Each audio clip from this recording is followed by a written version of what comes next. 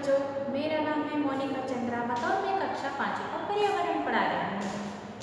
कक्षा 5 विषय पर्यावरण पाठ 18 जाए तो जाए कहाँ। पहला पॉइंट, यात्रा भाई। यात्रा भाई अपनी बेटी जिमली के साथ दरवाजे की चौखट पर खड़े थे। वो यात्रा भाई नाम का एक व्यक्ति था, वो अपनी बेटी के साथ कहाँ खड़े थे? दरवाजे की चौखट। दरवाजे की चौखट किसको बोलते हैं? अपना जो घर का मेन दरवाजा रहता है ना, उसके बाहर दरवाजे पे खड़े थे। चौखट पर बैठकर सीढ़ियाँ का इंतजार कर रहे थे। रात होने को थी। सीढ़ियाँ अभी तक घर नहीं आया था। जो उसका लड़का था ना, वो अभी तक क्या था? घर नहीं आया था। लगभग 2 साल पहले यात्रा भाई के परिवार सिंधु गांव से मुंबई आया था। 2 साल पहले कहाँ से आया था? वो सिंधु गांव से कहाँ आया था? मुंबई आया था। अपना कहना है वह दूर रिश्तेदार एक परिवार ही थे। उन्होंने उनकी मदद कर यात्रा भाई मछली पकड़ने के लिए क्या करता था? वो यात्रा भाई मछली पकड़ते थे। जाल मरम्मत करना काम शुरू किया। मतलब वो जो मछली पकड़ते थे वो जाल बनाते थे यात्रा भाई। तो उनका गुजारा नहीं होता था। घर का किराना, दवाई, खाना, स्कूल का खर्चा भी नहीं होता था। मतलब वो ये काम करते थे ना, उनमें उनके पूरा नहीं होता था। खर्चे के भी पैसे नहीं बचते थे। छोटे सीढ़ियों को भी साथ में मछली के कारखाने में काम करना पड़ता था। मछली पालन का जहाँ था ना कारखाना, वहाँ पर उसके जो छोटा लड़का है उसको भी काम करना पड़ता था। सीढ़ियाँ सुबह 4 बजे से 7 बजे तक मछली साफ कर छोटी बड़ी मछलियों को छांटता था। जो उसका लड़का था ना, वो क्या करता था? सुबह 4 बजे उठ के सुबह 4 से 7 बजे तक वो वहाँ जाता था और क्या करता था? जो छोटी मछलियों को अलग करता था और बड़ी मछलियों को अलग करता था। उसके बाद में घर जाता, थोड़ी देर सोकर दोपहर में स्कूल जाता, फिर थोड़ी देर वो सो जाता था, फिर दोपहर में वो स्कूल जाता था। शाम को सब्जी मंडी में घूमता फिरता, कभी किसी मेम साहब का, कभी वो सब्जी मंडी में जाता घूमता फिरता था, कभी किसी मेम साहब का थैला उठाकर, कभी रेलवे स्टेशन पर जाकर पानी की खाली बोतलें ढूंढकर कबाड़े में बेच देता था। खाली बोतलें ढूंढकर कहाँ बेचता था? कबाड़े में। जैसे जैसे वो उसका गुजारा बसर चलता था। अब तो रात भी हो गई थी, लेकिन सीढ़ी अभी तक घर नहीं आया था। झिमली पड़ोसन के घर पर खिड़की से टीवी देख रही थी। जो उसकी लड़की थी, वो पड़ोस के घर में क्या कर रही थी? टीवी देख रही थी। मगर यात्रा का मन टीवी में भी नहीं लगा। जो उसके पिताजी थे ना, उनका मन टीवी देखने में भी नहीं लगा था, क्योंकि उनका बेटा घर नहीं आया था। यह सब कुछ कितना अलग था। यह सब कुछ कितना अलग था। अजीब दुनिया थी। दिन काम भी, भीड़ भाड़ भी कितनी थी वो, और उसको फिर पुरानी यादों में खो गया। फिर ये पुरानी यादें सेकंड पॉइंट है। हरे भरे घने जंगल और पहाड़ी के बीच खेड़ी गांव में यात्रा का जन्म हुआ था। उसके दादा का जन्म से पहले यह बस चुके, यहाँ के लोग बहुत सारे बस चुके थे। उसका गांव शांत था, लेकिन सन्नाटा नहीं था। गांव में नदी कलकलाहा, पहाड़, पंछियों की चहक। यहाँ के लोग खेती का काम करते थे। गांव के लोग जंगलों में जाकर, गांव के लोग थे ना, वो जंगलों में जाके कंदमूल, सब्जियां, सूखी टहनियाँ आदि काट कर लाते थे। ये सब काम समय समय बीतता गया। लोग गाना गा के गुनगुना कर अपना टाइम निकालते थे। बड़ों के साथ काम करने, छोटे बच्चे भी, सभी बड़े छोटे सभी मिलकर काम करते थे। जैसे सीखते थे, जैसे बांसुरी बजाना, ढोल बजाना, मिलकर नाचना, मिट्टी और बांस के सामान बनाना, पंछियों को पहचान कर उनकी नकल निकालना। लोग जंगल में इकट्ठा होकर इस्तेमाल करते बचे हुए सामान को सामने नदी पार करके, जो सामान बचता था ना, नदी पार करके दूसरी जगह जाकर बेच देते थे। वैसे और पैसा कमाते थे। उससे क्या करते थे? नमक, तेल, चावल सभी अपनी आवश्यकता की चीजें खरीद के लाते थे। वैसे तो वो एक गांव था, मगर एक सा बड़ा परिवार, वहाँ सब कैसे रहते थे? जैसे एक परिवार जैसे। यात्रा भाई गांव में हुई थी, उसकी यात्रा बहन की जो शादी हुई थी वो कहाँ हुई थी, गांव में हुई थी। अच्छे बुरे समय में सब मिलकर एक दूसरे की मदद करते थे। अच्छा बुरा टाइम में जैसे दुख में सुख में सब एक दूसरे की क्या करते थे, मदद करते थे, सहायता करते थे। शादी ब्याह के काम और झगड़े गांव में बड़े बुजुर्ग के साथ मिलकर निपटाते थे। शादी ब्याह का जो काम रहता था, जो झगड़े होते थे, वो क्या करते थे, बड़े बुजुर्ग उनको निपटारा करते थे। यात्रा अब जवान हो गया था, वह खेती भी करता था। जो यात्रा भाई थे ना वो क्या हो गए थे, अब जवान हो गए थे, खेती करते थे। खेती खेती करते थे का काम, भारी काम अकेले ही करते थे। बड़ी नदी के बीच बीच में मछलियों भी पकड़ते थे। जो नदी थी ना वहाँ जाके क्या करते थे, वो मछली भी पकड़ते थे। अब वह जंगल में फल कंदमूल दवाई के लिए पत्तियाँ नदी की मछलियाँ आदि सब लेकर दोस्तों के साथ कस्बे गांव में बेचने जाते थे। गांव के त्योहारों के समय अपनी उम्र के लड़का लड़कियों की टोली में नाच कर ढोल बजाते थे।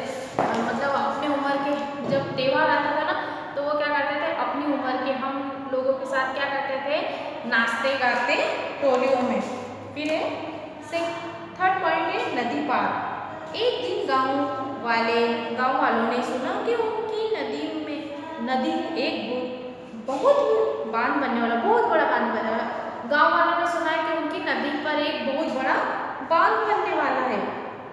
नदी को रोककर एक बहुत बड़ी दीवार सी खड़ी कर देंगे। पानी को रोककर क्या कर देंगे, एक बहुत बड़ी दीवार सी कर देंगे। तभी खेड़ी और आसपास के बहुत सारे गांव पानी से में डूब जाएगा। क्या होगा, खेड़ी और उसके आसपास का पानी से गांव डूब जाएगा। लोगों को अपनी पुरखों बाप दादा की जमीन घर बार छोड़कर नई जगह चले जाना होगा। उन्होंने सोचा कि अपनी जगह छोड़ के क्या होगा, नई जगह जाना होगा। कुछ दिन बाद सरकारी लोग पुलिस की पलटन को लेकर गांव पहुंचे। सरकारी लोग पुलिस के लोगों को लेकर कहाँ पहुंचे, गांव पहुंचे। गांव के छोटे बच्चों ने तो पहली बार ही पुलिस को देखा। जो गांव में थे ना वहाँ के छोटे बच्चों ने पुलिस वालों को क्या करा, पहली बार ही देखा। पुलिस वालों को पहली बार ही देखा। कुछ बच्चे उनके पीछे भागे और कुछ डर गए। कुछ बच्चे थे ना वो तो पुलिस वालों के पीछे भागे और कुछ बच्चे डर के रोने लगे। वे नदी की चौड़ाई लंबाई गांव के घर खेत जंगल सब का नाप लेने लगे।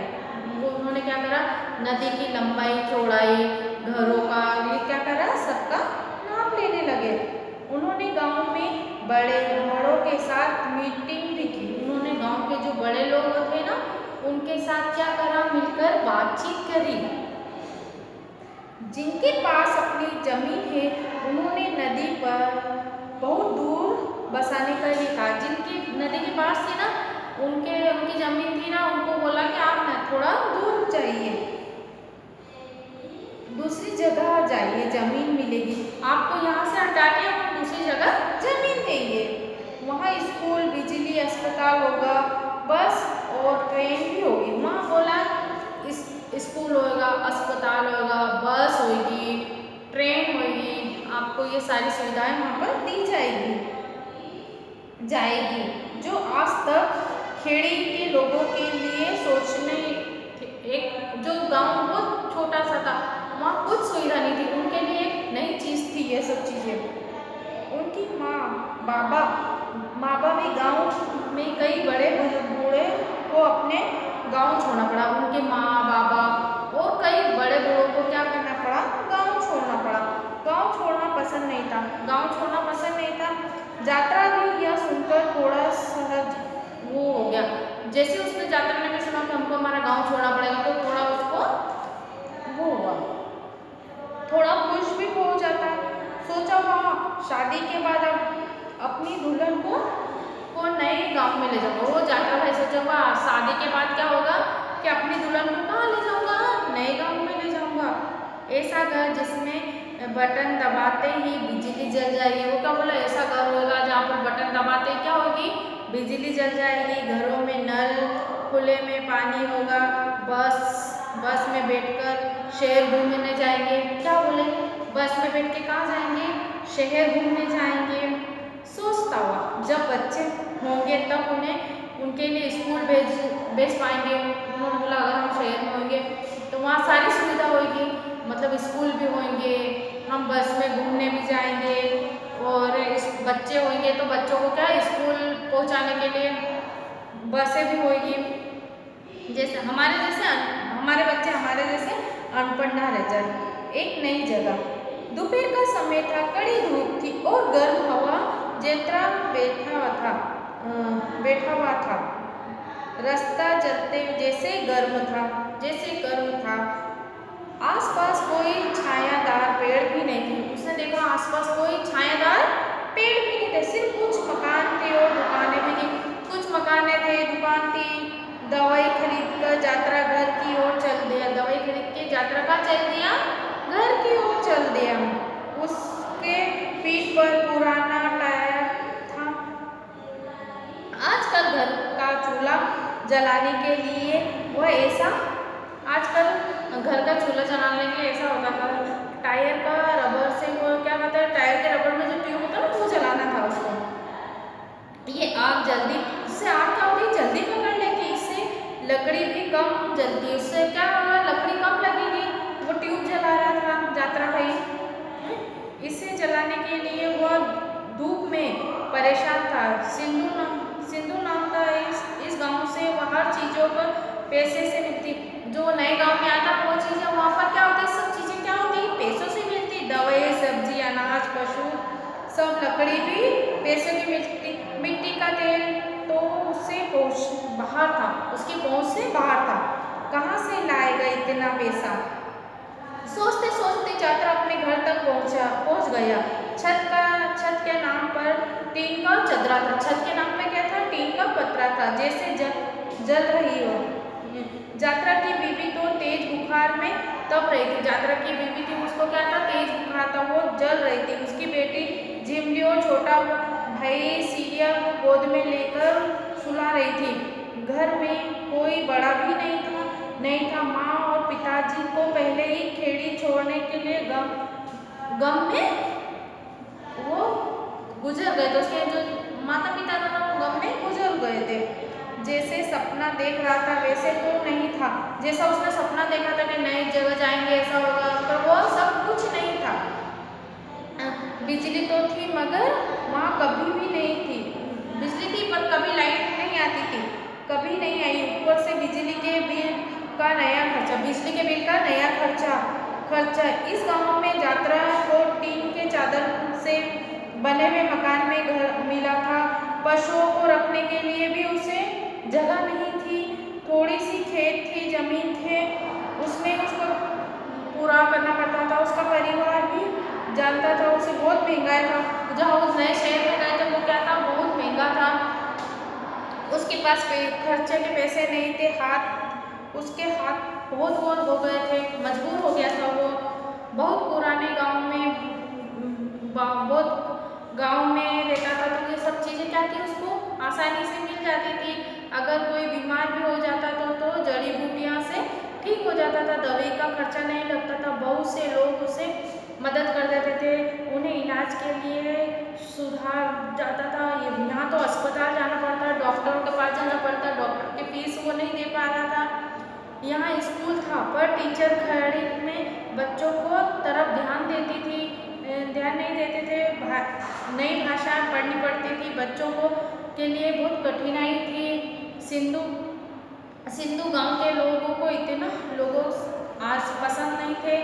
और खेड़ी के लोग की भाषा अलग थी, खेड़ी के लोगों की भाषा अलग थी, उनका रहन सहन अलग था, अजीब लगता था। खेड़ी में इस पाठ में कहा गया है कि जो अपना देश रहता अपन छोड़ के जाओ तो बहुत